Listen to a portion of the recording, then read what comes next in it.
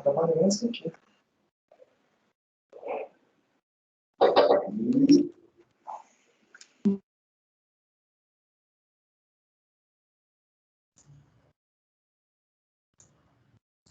Ok, colegas. Após o intervalo, vamos dar seguimento agora à nossa sessão de julgamento e vamos, nessa segunda parte, vamos iniciar essa segunda parte da sessão de julgamento do período da manhã, do dia de hoje, dia 14 de maio de 2021. Vamos tentar finalizar o julgamento dos processos que serão com vista de mesa. Nós julgamos quase vários, né? Mas sobraram alguns. Vamos seguir na ordem, então, aqui das vistas. Vocês me ajudem aí. O primeiro que nós vamos finalizar o julgamento agora, dos que saíram com vista de mesa, é o item 104 da pauta. Confere, é isso, né, Gregório? O 104, né? Isso, o item 104 da pauta da contribuinte Embraforte Segurança e Transporte de Valores Limitada. Item 104. A conselheira havia apresentado uma proposta de conversão de julgamento de diligência, aí houve um pedido de vista de mesa, né? E agora vamos, então, retomar. Alguém gostaria de comentar esse item, esse processo?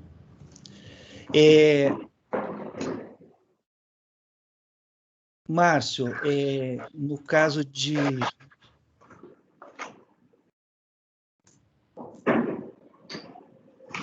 Querem votar já?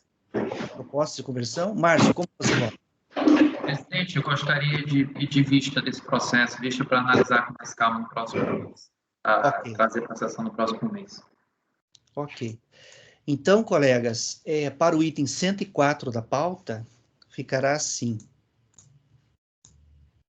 Item 104 da Embraforte Segurança e Transporte de Valores Limitada. Vista para o conselheiro Márcio, a relatora apresentou seu voto, propondo a conversão do julgamento de diligência para que a Secretaria Especial da Receita Federal do Brasil prestasse as informações solicitadas no voto.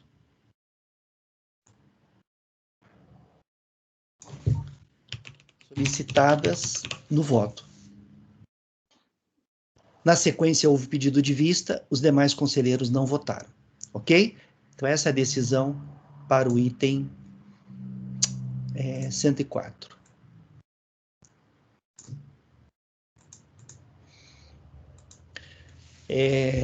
Vista item 104. O próximo...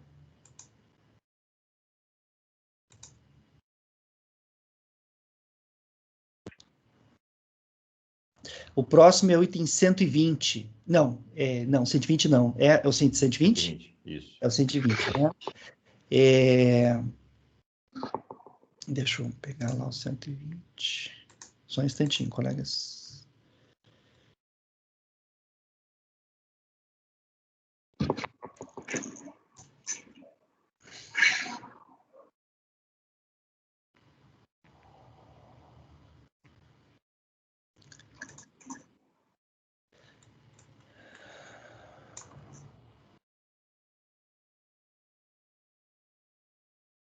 Tá.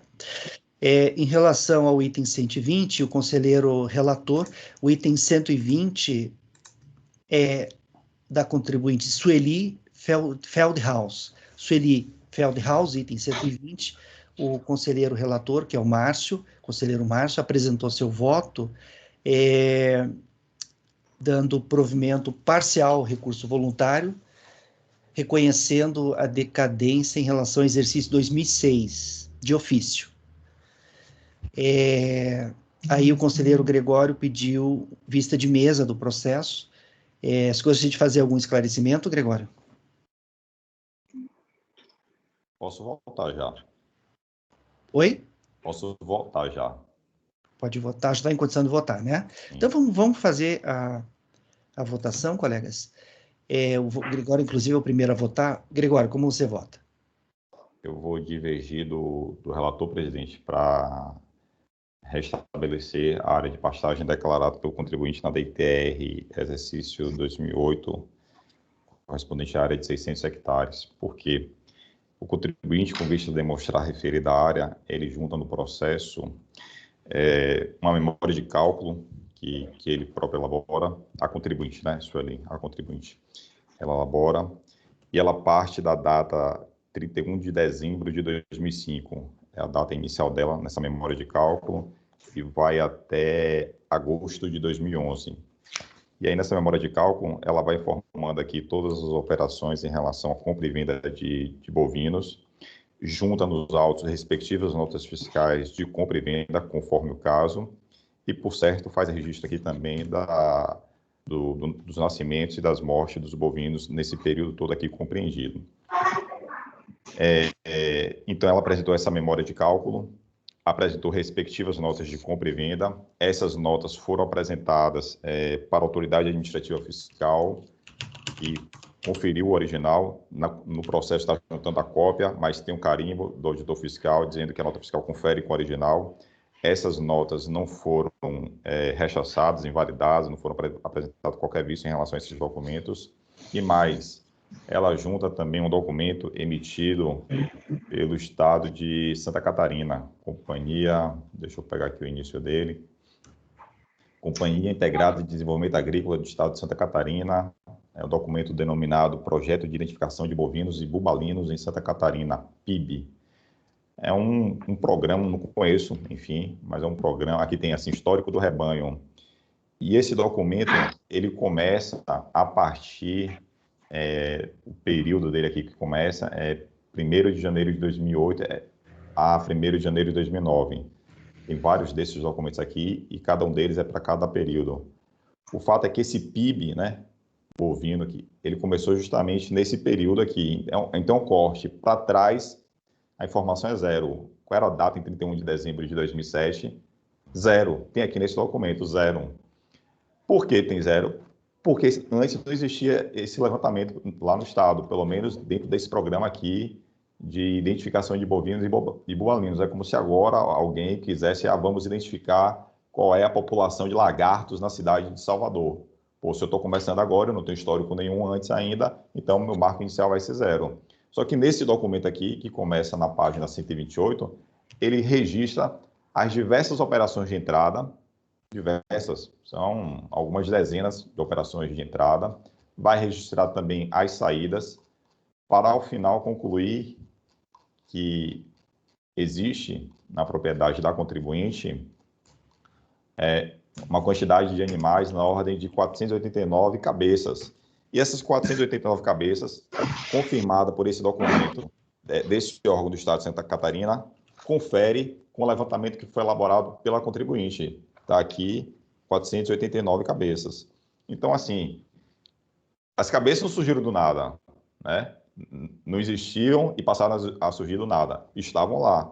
Não existe um documento do Estado de Santa Catarina anterior, porque esse programa foi instalado possivelmente a partir de outubro. Tanto é que todas as entradas registradas nesse documento datam de 1º de outubro de 2008.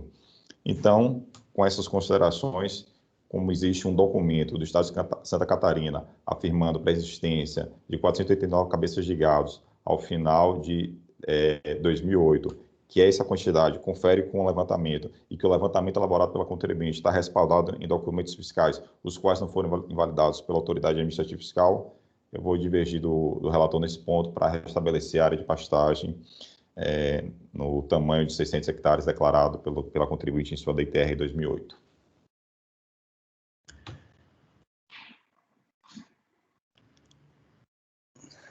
Área de pastagem só me dá os dados da área de pastagem. Área de pastagem... 600 hectares. Quantos? 600 hectares.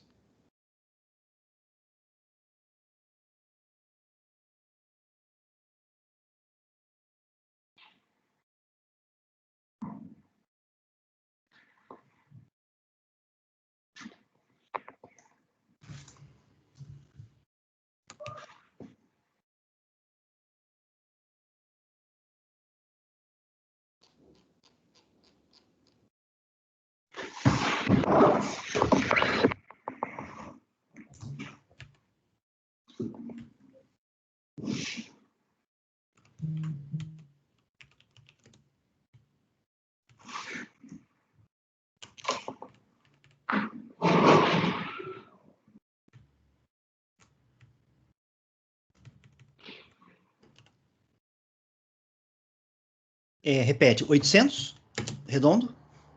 600, 600. Aqui no oftalmologista. 800 hectares. 600. Estou com fixado, tem que jogar nesse número aí. 600 hectares, 600. Restabelecer, essa área foi glosada? Foi. Era maior? Não, era 600. Era 600. 600 mesmo. Para restabelecer a área de pastagem de 600 hectares. Estabelecer a dedução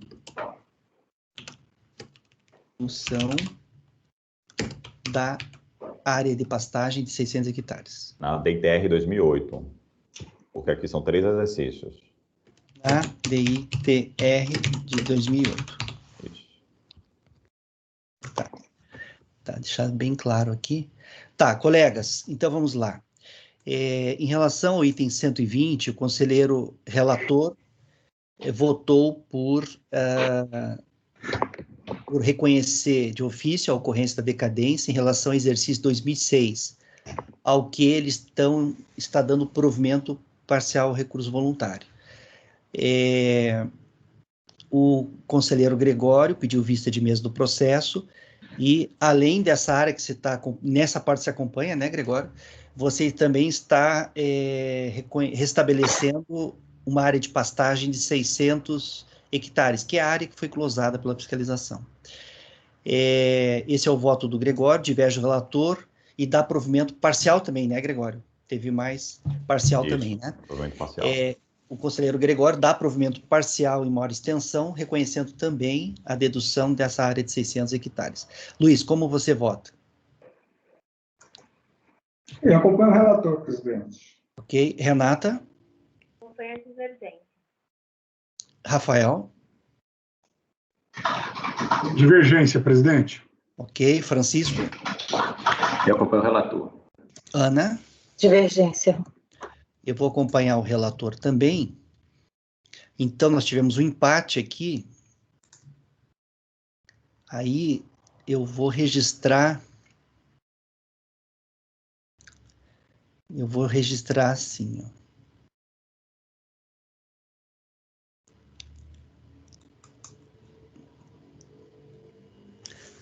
Vejam se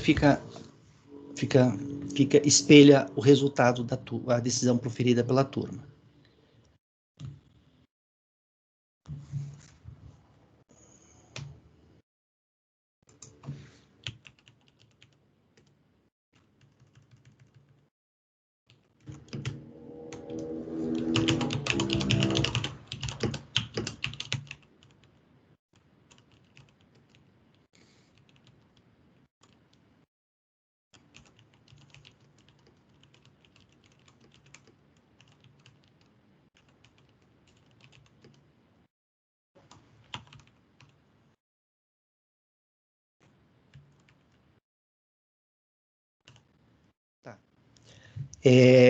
Para o item 120 da pauta, da contribuinte Sueli Feldhaus. Sueli Feldhaus, item 120. Acordam os membros do colegiado, o conhecimento aqui foi integral, né, Márcio? Do recurso, né? Deixa eu olhar de novo o seu voto. Você não... Conhece, perfeito. Acordam os membros do colegiado, por unanimidade de votos, em conhecer do recurso voluntário e, por determinação do artigo 19E da Lei 10.522, 2002, em face do empate no julgamento, dar-lhe provimento parcial para cancelar o lançamento referente ao exercício 2006 de ofício, uma vez que atingido pela decadência. E para restabelecer a dedução da área de pastagem de 600 hectares na DITR de 2008. Tá? Então, dar provimento parcial para cancelar o lançamento referente ao exercício 2006, de ofício, uma vez que é dito pela decadência, e para restabelecer a dedução da área de pastagem de 600 hectares na DITR de 2008. Ponto. Vencidos os conselheiros Márcio, Luiz, Francisco e Dene, que apenas reconheceram a ocorrência da decadência em relação ao exercício de 2006. Pode ser assim? Pode, né? Por empate, e os vencidos apenas reconheceram a decadência. Os demais reconheceram a decadência e a área de pastagem. Tá. Designado. Designado, pode ser você, né, Gregório? Teve esse trabalho todo para estudar, pode ser, né? Não, bota Rafael, que é o rei do gado aí, tá? Hein, Rafa? Eu protesto contra a questão do rei do gado. Eu posso fazer o voto vencedor. Essa parte aí Quando essa questão aí, ainda mais comentada no CARF, acho que não seria interessante cair na Receita Federal. Mas posso fazer assim, se o Gregório não se opor, eu posso fazer assim o voto vencedor. Rafa, mas com o nossos proventos aqui, não dá para comprar charuto desse preço aí que você compra, não. Eu comprei no Paraguai. Não, mesmo assim, ó. Não dá nem para comprar, nem atravessar a fronteira, a gasolina. Ô, louco, cara. Não, dá sim. Eu sou um cara simples, eu sou.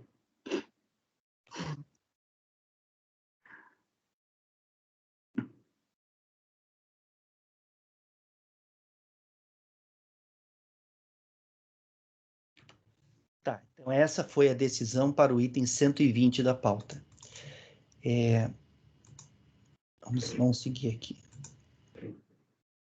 Constou a designação, né, Dani? Isso, designado para redigir o voto. A Rê mandou uma mensagem no grupo, tá? Designado para redigir o voto vencedor, o conselheiro Rafael. A Renata mandou uma mensagem no grupo.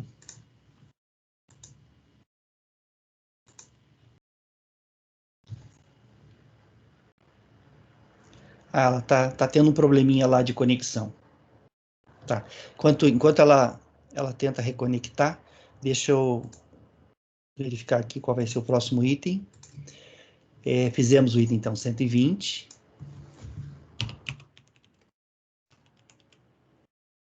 Fizemos o item 120.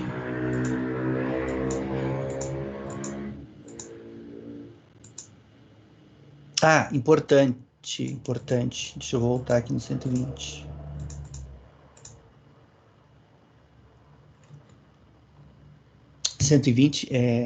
Constar a data de hoje, o julgamento, né, finalizado. Exato. No 104 também, tá? No 104,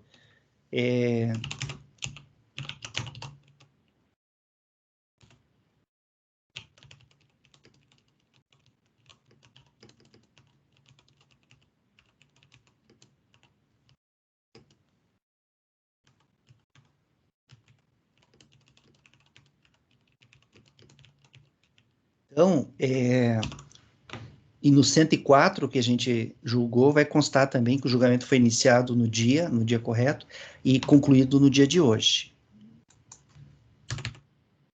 Essa informação vai constar na ata também, e vai constar também em relação ao item 120. Então, vai constar em relação ao item 104, e vai constar em relação ao item 120.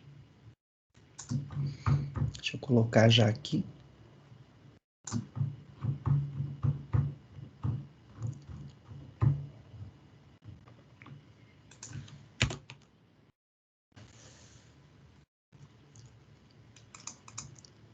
Ok.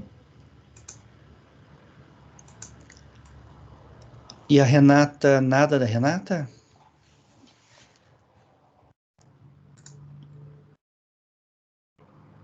Puxa vida.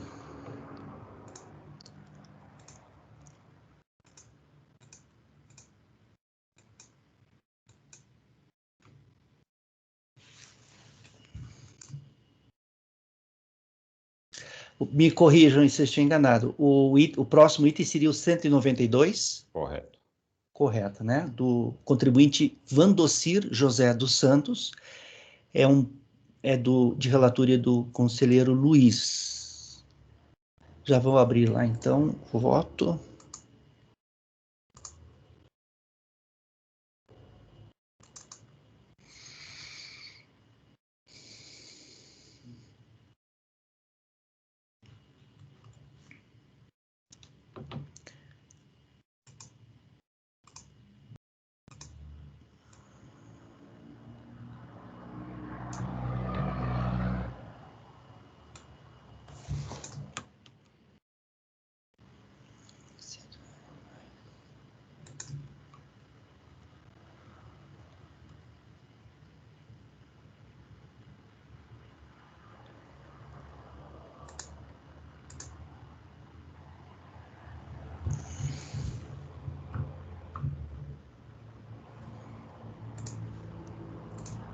Deni, qual foi o resultado dos itens 286 e 287, para eu registrar aqui?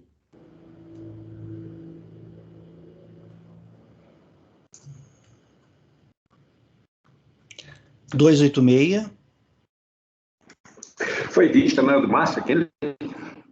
Ó, o 286 é vista para a conselheira Ana. Tá. O 286, vista para a conselheira Ana. Tá? Precisa ler tudo? Não, só vista. E o item 287 foi vista para o conselheiro André. Tá, obrigado. Nos dois eu estou registrando no dispositivo, Gregório, que eu registrei assim, mas vou ver se vai ser assim mesmo que vai ficar. O conselheiro, dentro do dispositivo, o conselheiro Gregório manifestou impedimento e foi substituído pelo conselheiro suplente André Luiz Urique Pinto, ok? Vai estar esse registro também.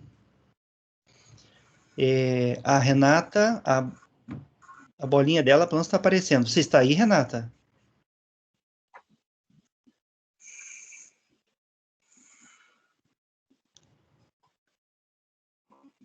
Alô, Renata?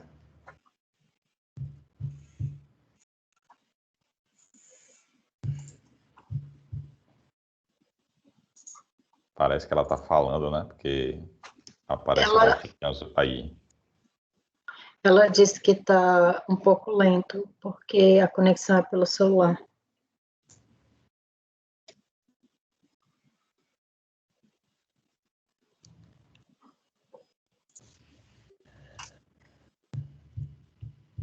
Oi, gente. Oi, Renata. Estão me ouvindo? Estamos. Renata, tem como você ligar a câmera? Não. Pelo celular? Estão me ouvindo? Estamos. Tá. Então, Não, estou ouvindo. Você consegue ligar a câmera, Renata? Só para saber. Então, eu não estou conseguindo ligar a câmera. A imagem de você está voltando aos poucos. Eu estou tentando ligar a câmera e ela não está respondendo. Tranquilo. Então, vamos seguir, né? Você está aí, né? Tá com... Parece que eu não estou aparecendo na câmera para mim. Peraí. Deixa eu ver aqui. Deixa eu ver uma coisa aqui. Deixa eu ver.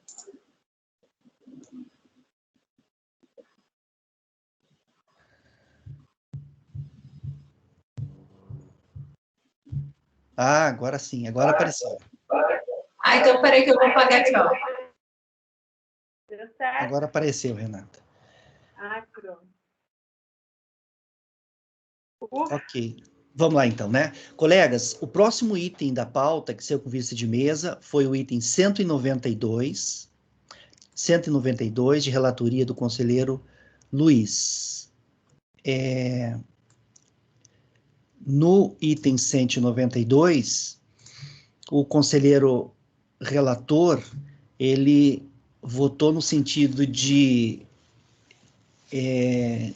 conhecer do recurso voluntário, rejeitar uma prejudicial de decadência e, no mérito, dar provimento parcial ao recurso para afastar do lançamento a infração tipificada por acréscimo patrimonial descoberto. É isso, né Luiz? É isso, né? Teve uma decadência que você não reconheceu, né? Não acolheu, uma prejudicial decadência, que você rejeitou, e no mérito você está dando provimento parcial para afastar o lançamento em face da infração tipificada por acréscimo patrimonial descoberto. Aí teve pedido de vista de mesa, eu pedi vista de mesa para dar uma olhadinha no processo. E agora vamos, então, finalizar o julgamento desse item aqui.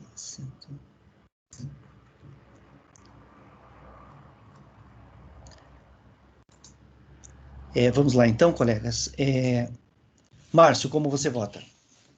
Eu vou divertir do relator, ao invés de conferir a nulidade no lançamento de acréscimo patrimonial, julgar procedente em parte esse pedido, a fim de que seja recalculado o acréscimo patrimonial eventualmente descoberto com as considerações que ele tomou no seu voto.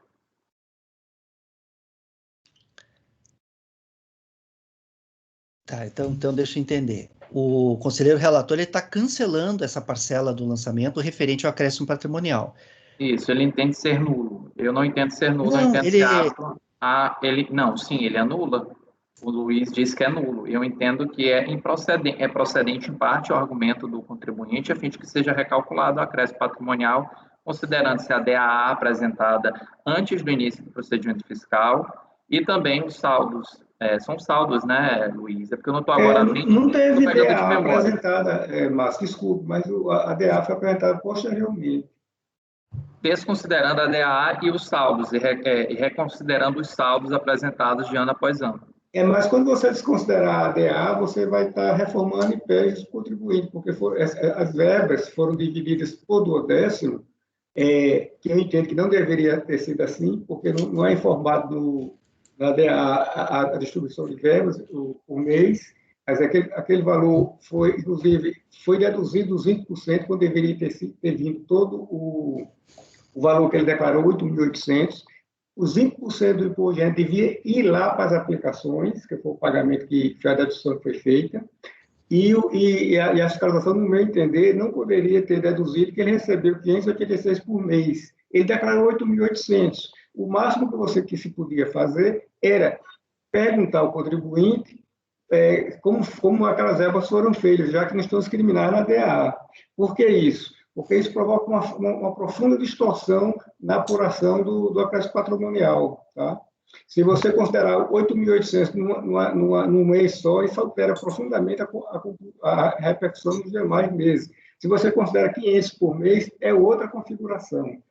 Quer dizer, a forma como se considerou, a informação já é complicada, mas eu não mexi nisso, porque como ele considerou como origem 500 todo mês, se você mandar tirar, você está fazendo reformagem impérios, tá certo? Porque essa verba já foi considerada como origem, um valor pequeno, mas já foi. E com relação ao formato que a fiscalização escolheu para fazer as origens e as aplicações com base nos depósitos bancários, eu entendo, no meu entendimento, agride um enunciado prescritivo do CAF, quando fala daquelas transferências,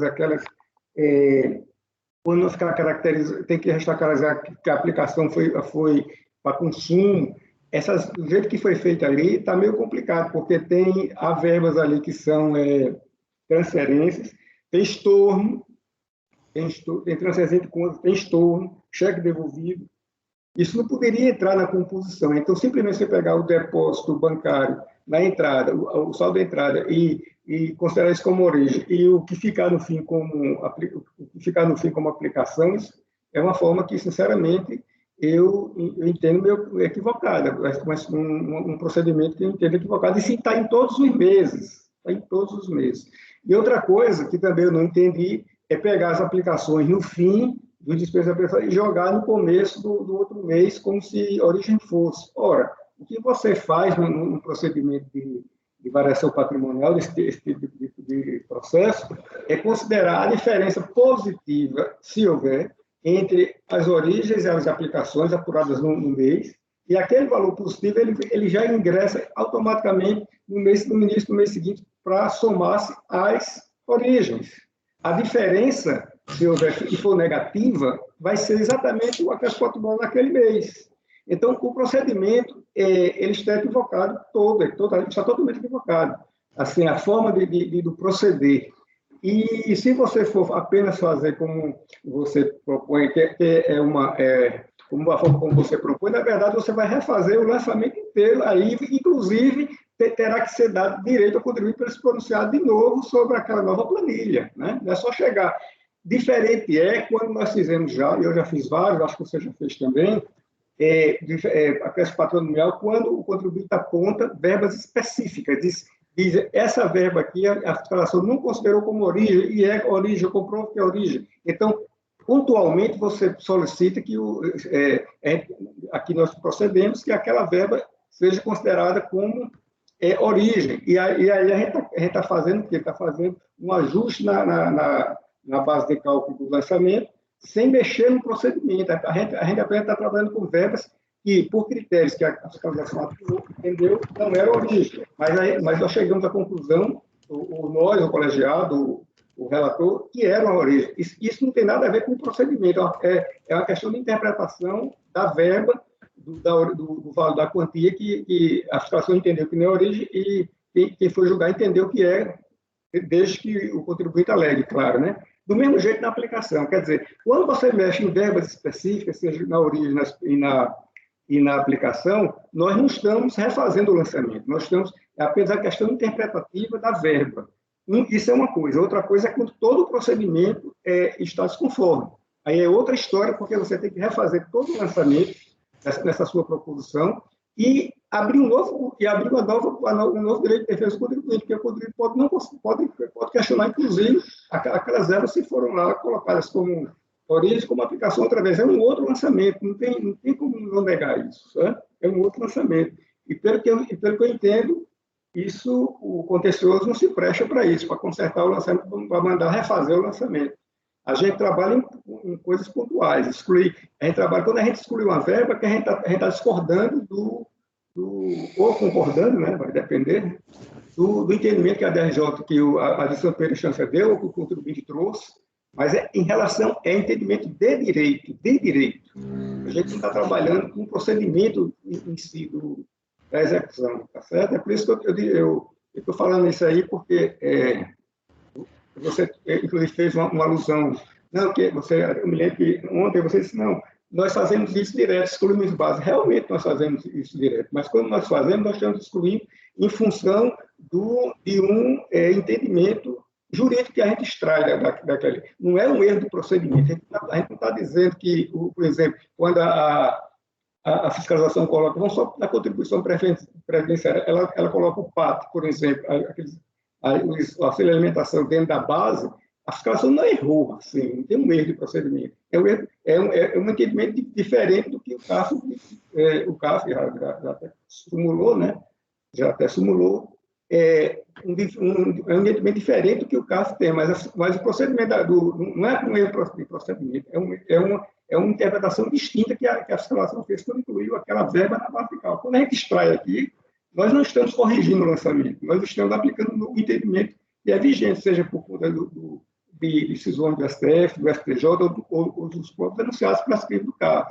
Essa diferença é uma diferença bastante significativa entre o que é uma questão interpretativa da fiscalização ou quando ou da DRJ, quando a DRJ acompanha, e quando é um erro de procedimento mesmo um erro material na confecção da rubrica, tá certo? Do lançamento. É isso que eu estou querendo explicar.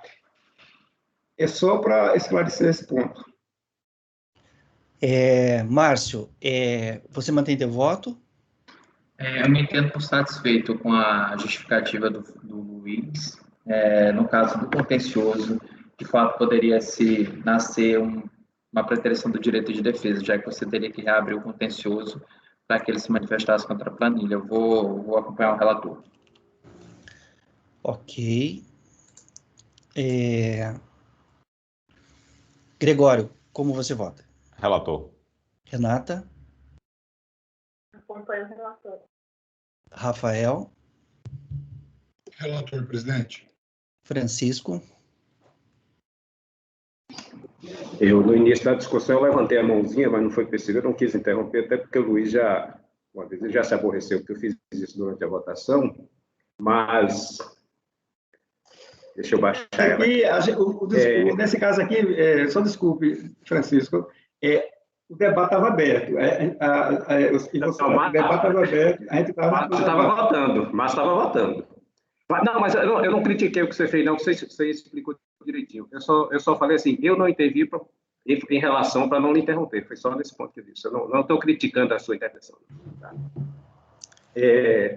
Mas eu vou divergir. Eu vou divergir do relator e iria divergir da divergência. Porque são as perspectivas que cada um avista, né? Eu entendo que não seria o caso... A fundamentação do Luiz, eu entendo que está perfeita. Está correta. Agora, seria o caso de anular. Seria o caso de nulidade dessa parcela. E não dar provimento. Porque se você der provimento, eu entendo que você estava comprovando que o contribuinte afirmou e provou que não teve acréscimo patrimonial. Você está desqualificando por um suposto erro material do cálculo. Esse é um ponto de vista. O meu voto nesse caso é divergir para converter o julgamento em diligência, para a unidade preparadora refazer esses cálculos, abrir prazo para o contribuinte se pronunciar e aí o processo voltar para a gente julgar. Porque eu entendo que aí foi um erro de cálculo mesmo. Errou, foi geral, errei, mas é um erro que é possível de ser corrigido. Eu não entendo que está naquelas hipóteses de novidade. É como eu voto. Tá. Colegas, então nós temos uma proposta de conversão do julgamento de diligência e ela tem que ser julgada primeiro, tá? Então, vamos julgar a proposta de conversão do julgamento de diligência. Márcio, você acompanha a proposta de conversão de julgamento de diligência? Acompanho. Gregório. Vou divergir da proposta, não acompanho não. Eu entendo que essa proposta de divergência de diligência, na verdade, ela se alinha à primeira divergência, que foi aberta pelo Márcio, que ele acabou declinando dela, e eu acompanho o relator. Ok. Não acompanho. Luiz, a diligência, você... Com relação à diligência, assim, eu entendo a posição do conselheiro, que ele está sendo... Entendi, inclusive, o alcance que ele quis dar, só que quando eu estou dizendo que, quando eu estou anulando o lançamento nesse ponto, deixa bem claro que não é de ofício, um pedido específico, ele aponta os defeitos que eu relatei. Quando eu estou apontando ali, eu não estou dizendo necessariamente que... Eu não sei se houve, quando eu mando anular pelo erro, porque da forma como foi feita, eu não sei sequer que se há, de fato, o acréscimo, tá certo? Porque eu não sei. Porque como o erro do procedimento é tão profundo, e você não se sabe se quando se corrigir os vícios, né, vamos assim, só para argumentar que seja possível, você não tem a menor noção se vai haver ou não a infração. Na verdade, não se dá para se afirmar na forma como, naquela configuração italiana, pelos erros que eu apontei, pelos equívocos que eu apontei, sequer se há acréscimo patrimonial descoberto. Certo? Não dá para você aferir se há ou se não há. Por isso que, quando o motivo de eu ter desconsiderado o lançamento desse ponto, é exatamente que a profundidade dos erros. Assim, os erros são tão abrangentes e, se você for refazer as contas, você não sabe se vai dar acréscimo patrimonial, tá certo? Porque são erros de estrutura na compulsão da matriz de variação patrimonial, tanto nas origens como nas aplicações, começando já pelo vício latente de se considerar, por exemplo, os rendimentos que foram apontados lá na declaração que não era para ser considerado, ela foi para entrar depois do procedimento. Né? Já não é, para mim, assim, vital. E mesmo se fosse considerado, não podia fazer aquela divisão que a fiscalização fez. E se fosse considerar, teria que considerar os 20% do imposto de renda como uma aplicação. Isso também não foi, ela foi trazido o valor ali. Quer dizer, são tantos equívocos que, desculpe, Francisco, mas eu acho que não dá para se, digamos assim, consertar sem que se faça um novo orçamento totalmente novo, e eu acho que a proposta do contencioso não é consertar o lançamento, né? É se trabalhar em cima do que se tem no máximo, fazendo os ajustes, com exclusão de base, dentro daquilo que eu falei, dentro de questões interpretativas do direito, não no procedimento material em si. Eu vou divergir da sua proposta, mas eu entendo a sua posição prudente, mas eu entendo que não se aplica ao caso. Então, é o que eu coloquei, são entendimentos. Não precisa pedir desculpa, não, que é louvável o seu entendimento. Né? Tá, o Luiz, então, diverte. Renata, com relação à conversão do julgamento de diligência, você acompanha? Não acompanho. Não. Eu acho que o lançamento das forças, a gente já está em fase de recurso, vai ter indignação. Então, é critério material do considerador. Você vai converter em diligência para fazer o cálculo, vai interferir totalmente no lançamento. A gente não pode fazer isso. Teria que anular mesmo e se fizesse um lançamento, é um novo lançamento. Se ele ainda tiver prazo, né, não tiver decaído, não dá para fazer isso. Mas, ok. Ok. Só fazer um parênteses que a Renata colocou, teria que anular, mas o Luiz não anulou. Ele deu provimento. É isso que eu coloquei lá no início. Na verdade, o Luiz não fala em nulidade, né? Eu dei provimento que ele pediu, Francisco. No voto do relator, ele fala em nulidade. Foi a proposta dele. Foi sim.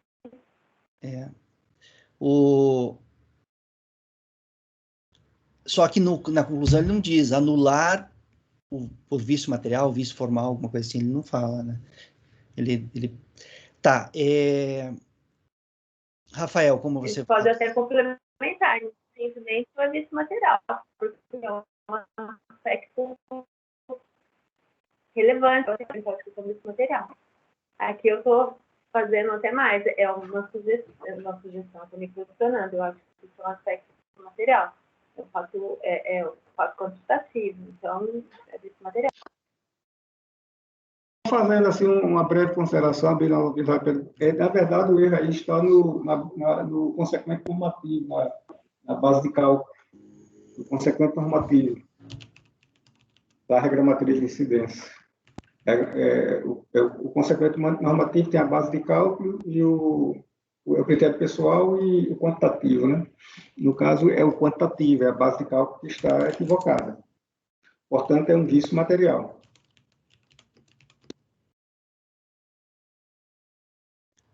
Rafael, como você vota? Sou contra a diligência.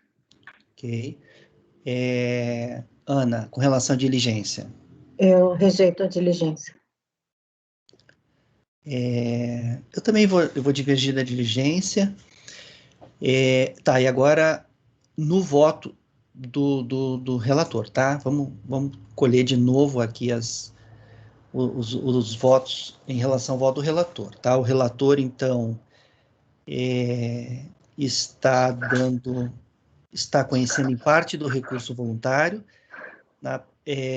Desculpa, deixa eu abrir de novo aqui. O conselheiro relator, ele conhece do recurso, ele rejeita a prejudicial de decadência e no mérito ele dá provimento parcial para afastar o lançamento em face da infração tipificada por acréscimo patrimonial descoberto.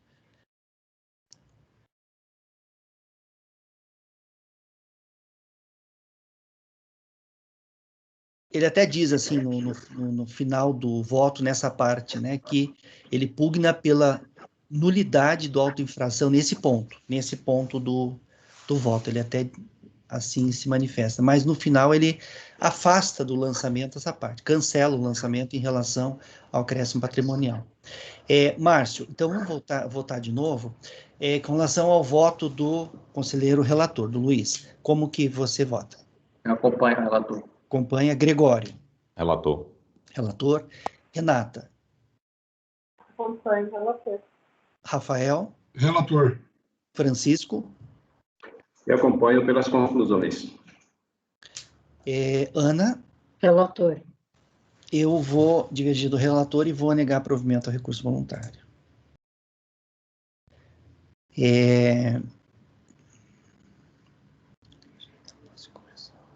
Só um instantinho, colegas.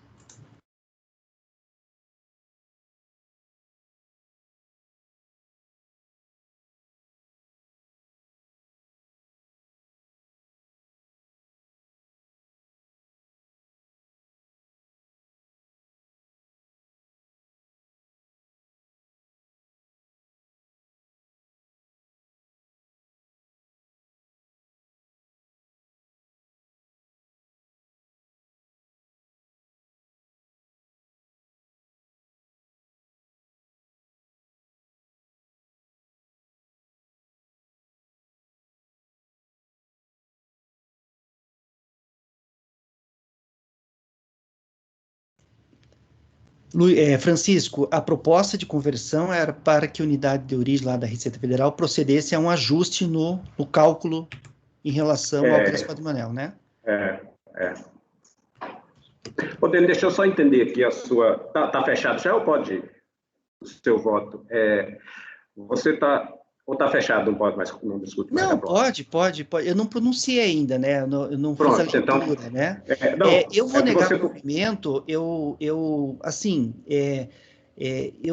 não vi nada, assim, que eu entendesse, não, aqui tem um erro crasso, um erro substancial, tem que cancelar a fiscalização. Me parece, assim, numa análise imediata, que a fiscalização foi bem cuidadosa, assim, tá? Bem atenciosa, eu vi a planilha, Então, eu assim, não me sinto, assim, confortável de cancelar essa parte. Então, eu não vou cancelar. Meu voto, no momento, é não cancelar, tá? Agora, se você quiser que eu faça uma explicação contábil, aí eu teria... Não, a minha pergunta não é nem para ser em relação ao questionamento como você votou, é para eu entender a perspectiva, até para ver se eu não vou mudar meu voto para me acompanhar, porque o que você está entendendo é que, vê se eu percebi isso, que não seria o caso de nulidade. Esse é o fato. Você está negando provimento por conta disso, não é? Ou você está admitindo... Eu estou entendendo que o procedimento fiscal está correto. Tá, não, então mantém meu voto. Mantém seu voto, né? Então tá. Então, só finalizar aqui, só um instantinho. Enquanto você finaliza, você tem que prestar atenção no enunciado de súmula do CAF, tá? Quando ele faz a correlação de quando o CAF, nos casos em que, para a apuração da variação patrimonial, você considera depósitos bancários. O enunciado de súmula do CAF disciplina como deve ser feito isso aí, e o enunciado vinculante, tá?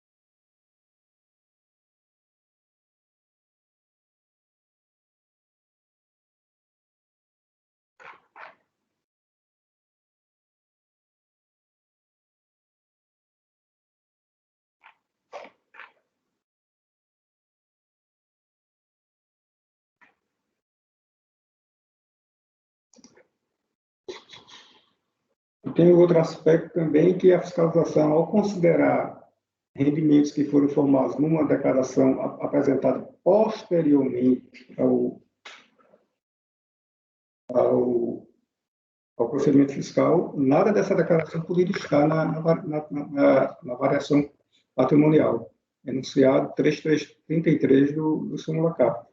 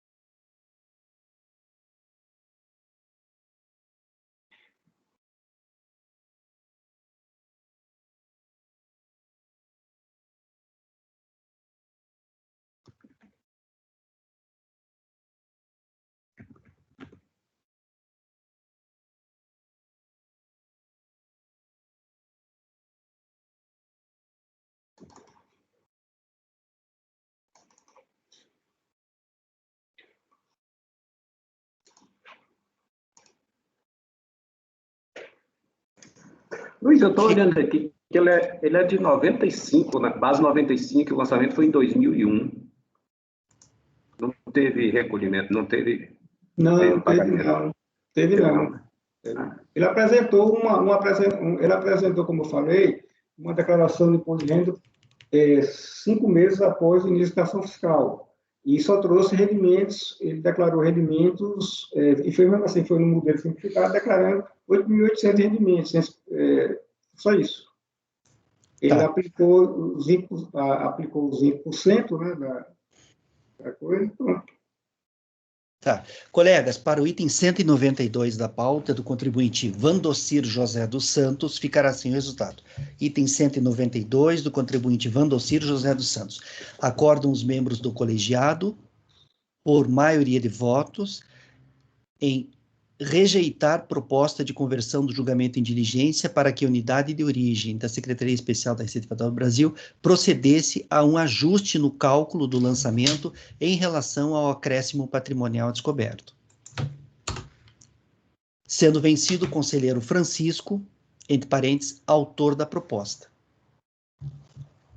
E Márcio, né? Márcio acompanhou ele. Márcio também. Acompanhou? Né? É verdade. Sendo vencido, é verdade, acompanhou. É verdade. Os conselheiros Francisco, Márcio e Francisco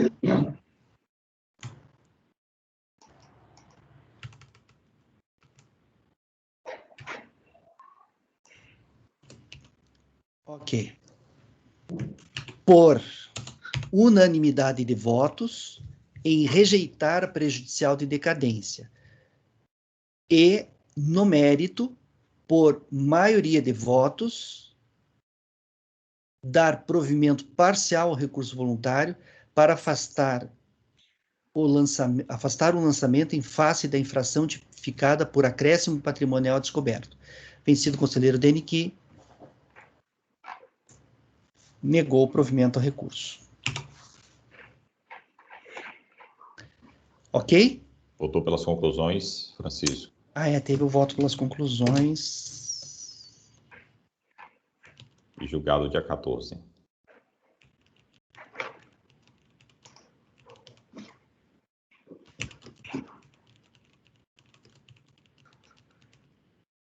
Gente, nós estamos com muitos dispositivos longos hoje.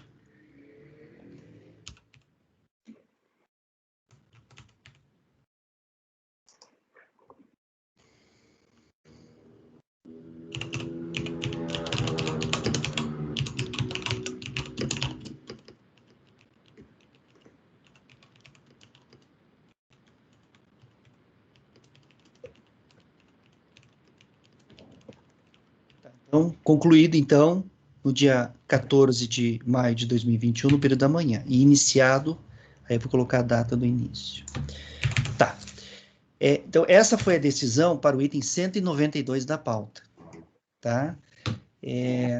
Vamos ver aqui, só um pouquinho.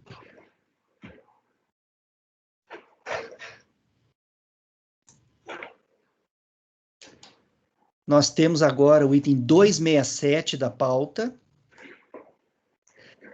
O item 267, é isso, né, agora? Esse é o próximo item. 267 é do contribuinte Sebastião José Martins Soares. Sebastião José Martins Soares.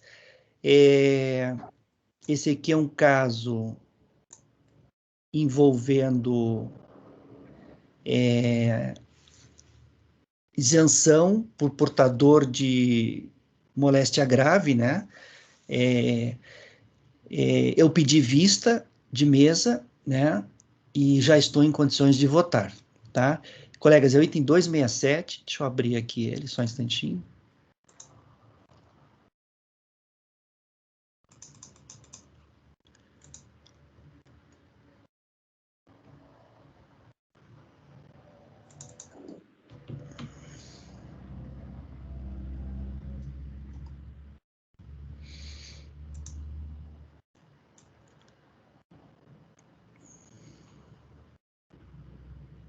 Conselheiro relator está dando provimento ao recurso voluntário, está cancelando integralmente o crédito lançado, reconhecendo que o rendimento recebido pelo contribuinte é isento, pelo fato de ser proveniente da aposentadoria e pelo fato do contribuinte ser portador de moléstia grave, enquadrável lá naquelas hipóteses da regra isentiva lá do decreto 3.000 de 99.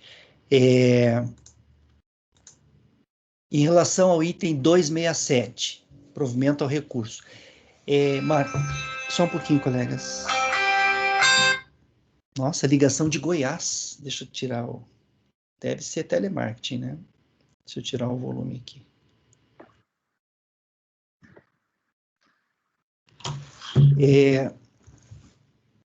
Vamos lá. Márcio, como você vota? Acompanho.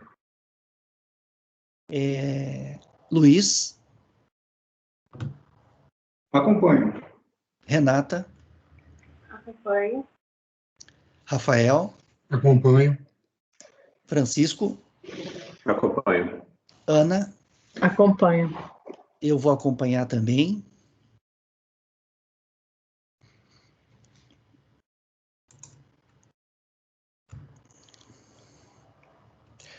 Para mim, o fato do contribuinte ser portador de cardiopatia não é razão suficiente para enquadrar como na regra isentiva.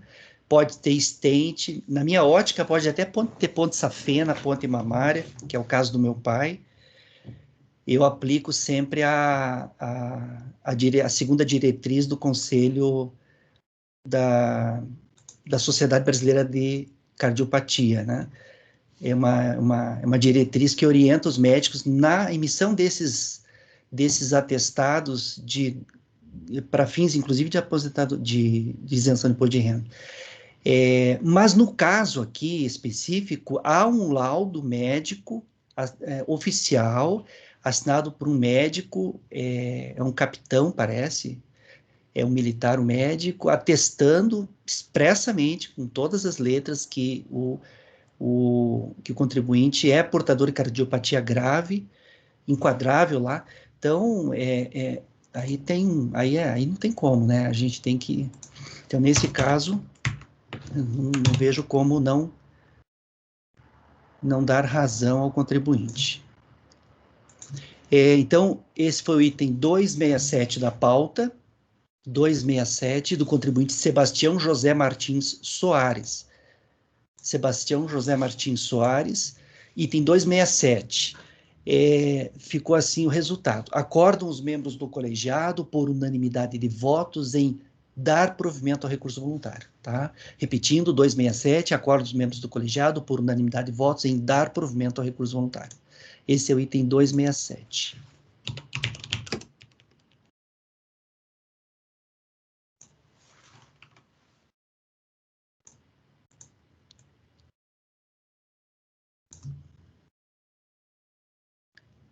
Aí, o item 269, né, Gregório? Da Tetsuya. A questão da... o contribuinte. O contribuinte, Tetsuya, tá, Tetsuya Morita. Ficou a dúvida na turma com relação à data de ciência, né? Ficou a dúvida na turma. Eu fui ver... Na verdade, a intimação foi por edital, né? Foi uma intimação por edital. No processo, inclusive na própria impugnação, o contribuinte fala que ele foi intimado pelo edital de 11 de agosto de 2008, tá? E aí, na folha 16 do processo, tem um extrato do crédito tributário que traz o número do edital,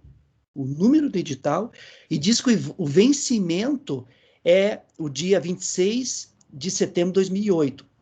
Esse vencimento é assim, faz o edital, fica 15 dias o edital publicado. Deu 15 dias, começa a contar o prazo de 30 dias.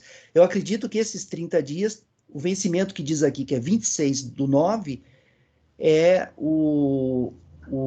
a data para ou pagar o crédito ou impugnar, né? Ou pagar ou impugnar. E o contribuinte impugnou. Então, tranquilo aqui, eu vejo que a data de ciência aqui tá ok, então Não vejo problema aqui. Podemos votar. Então, colegas, para o item... Só um instante.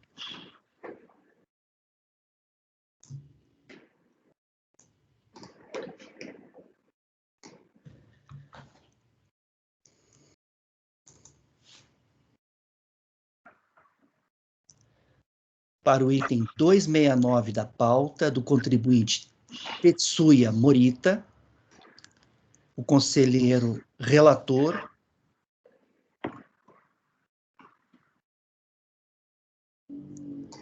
está cancelando integralmente o crédito lançado, uma vez que atingido pela decadência. Márcio, como você vota? Acompanho. Luiz? Acompanho. Renata? Acompanho. Rafael? Acompanho. Francisco? Acompanho. Ana? Acompanho. Eu também acompanho. Ele pediu a decadência ou de ofício? De ofício. De ofício? Tá. Então vai ficar assim.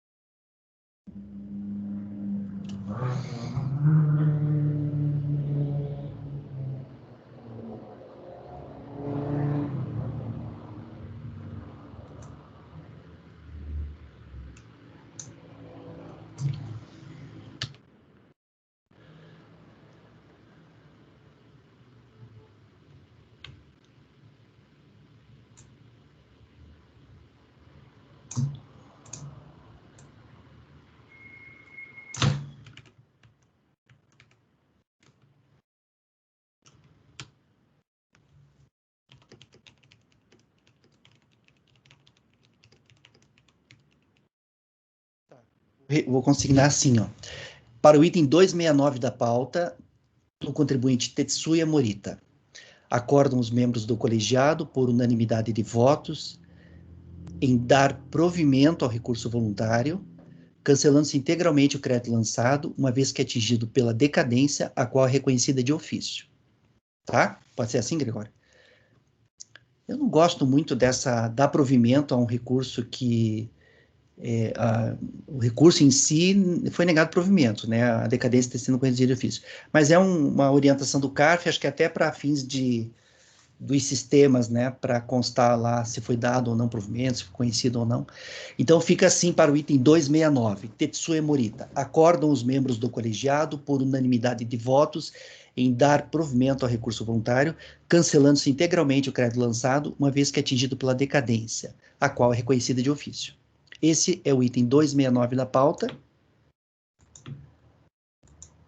O julgamento, então, está sendo concluído hoje.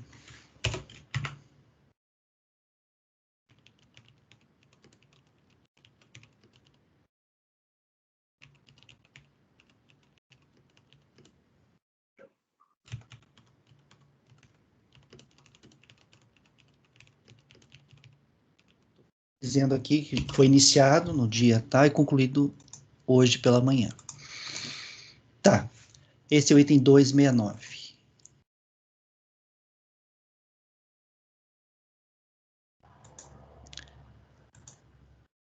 Acabaram as vistas de mesa? Acabaram, né? Horário. Ai, gente.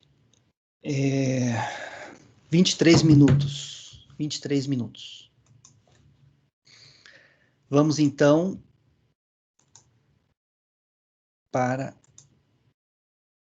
os itens da pauta da manhã.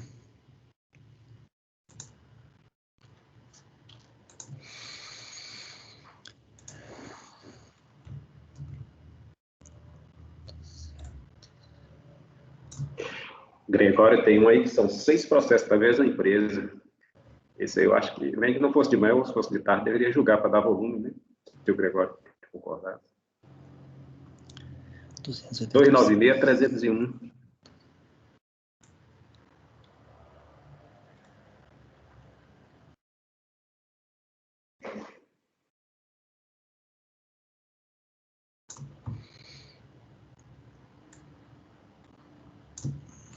Tá. Processo do Itaú saiu da pauta. Aí nós teríamos 3 processos do Gregório.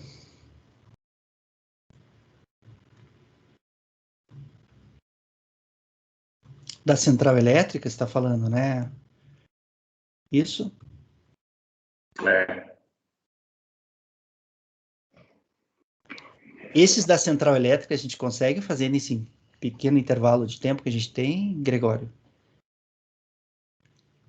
Na sua opinião? Acho que sim. Colegas, dado o pouco tempo que a gente tem até o intervalo para o almoço, e vamos então fazer agora o julgamento dos itens 296 em diante. São todos da mesma empresa, da mesma contribuinte, Central Elétrica, Ribeirão Preto, Açúcar e Álcool Limitado. Você vai seguir na ordem da pauta, Gregório? Deixa eu ver aqui. Vamos fazer o 297, que é a empresa, apesar são diversas, mas vamos fazer o 297, que eu acho que a decisão dele vai se aplicar para os outros de obrigação principal, depois vem as acessórias. Perfeito. Colegas, item 297 da pauta, da contribuinte Central Energética Ribeirão Preto, Açúcar e Álcool Limitado. Pode iniciar a leitura, Gregório. Estou abrindo aqui.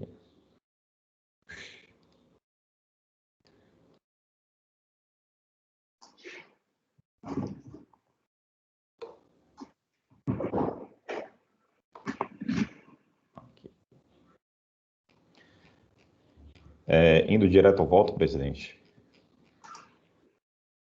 O recurso voluntário é tempestivo e atende os demais requisitos de admissibilidade, deve, portanto, ser conhecido.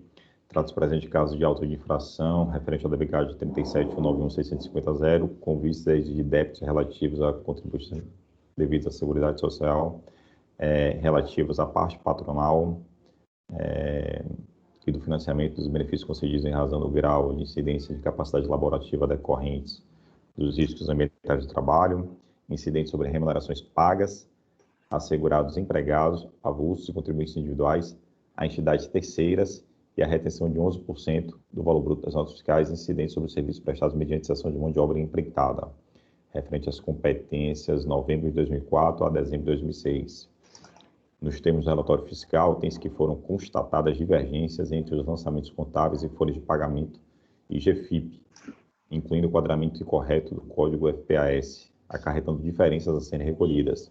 Informa a fiscalização que serviram de base para a apuração e lançamento das contribuições constantes neste aí, os destaques em notas fiscais de prestação de serviços e lançamentos contábeis nos livros diários e razão, em contas de despesas de serviços contratados de pessoas jurídicas. Ainda foram examinados os livros diário e razão, folhas de pagamento, recibos de pagamento de GFIP, contrato social e alteração, dentre outros. A contribuinte, reiterando os termos da impugnação apresentada, defende em seu recurso voluntário a nulidade do lançamento fiscal por falta de fundamentação e indicação precisa dos elementos caracterizadores da obrigação tributária, necessidade de realização de provas periciais juntadas de novos documentos, existência de bis in idem, caráter confiscatório da multa e ilegalidade da utilização da taxa Selic. Então, de plano, já destaco que em relação aos diversos objetos da autuação, a contribuinte não se insurge de forma objetiva. Considerando, portanto, que tais alegações, deduzidas em sede de recurso voluntário, em nada diferem daquelas apresentadas em sede de impugnação, estando as conclusões alcançadas pelo órgão julgador de primeira instância em consonância com o entendimento perfilhado por este relator, em vista do disposto no parágrafo 3º, artigo 57, do anexo 2 do regimento interno do CARF, não tendo sido apresentadas novas razões de defesa perante a segunda instância administrativa, adota os fundamentos da decisão recorrida mediante transcrição do inteiro teor do seu voto condutor, abaixo o transcrito. E aí, a decisão da DRJ com a qual eu estou de acordo. E, ao final, eu vou fazer os meus acréscimos. Em relação à questão da taxa Selic, nós temos os enunciados de súmula CARF 4 e 5, matéria já pacificada há bastante tempo. Da mesma forma, em relação à alegação de efeito confiscatório da multa aplicada, a análise dessa matéria passa por questão de inconstitucionalidade, que é vedado nos termos enunciados de súmula CARF número 2. E, por fim, mas não menos importante, não há que se falar que a contribuinte A2 que seria nulo ou não o lançamento. Eu digo que não há que se falar nulidade do lançamento fiscal.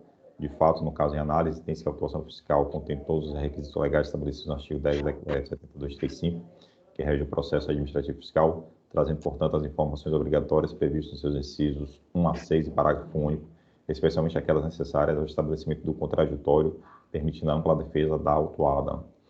Neste aspecto, o lançamento identificou a irregularidade apurada e motivou, de conformidade com a legislação aplicável à matéria, o procedimento adotado, tudo feito de forma transparente e precisa, como se pode observar da documentação constada aos autos, em consonância, portanto, com os princípios constitucionais da ampla defesa do contraditório e da legalidade. Além disso, nos termos do artigo 59 do Decreto 7235, incisos 1 e 2, a unidade processual opera-se somente quando o feito administrativo foi praticado por autoridade incompetente ou quando as decisões ficar caracterizado por restrição de direito de defesa, respectivamente. O caso em exame não se enquadra nessas descritas hipóteses de nulidade, sendo incabível sua declaração por não se vislumbrar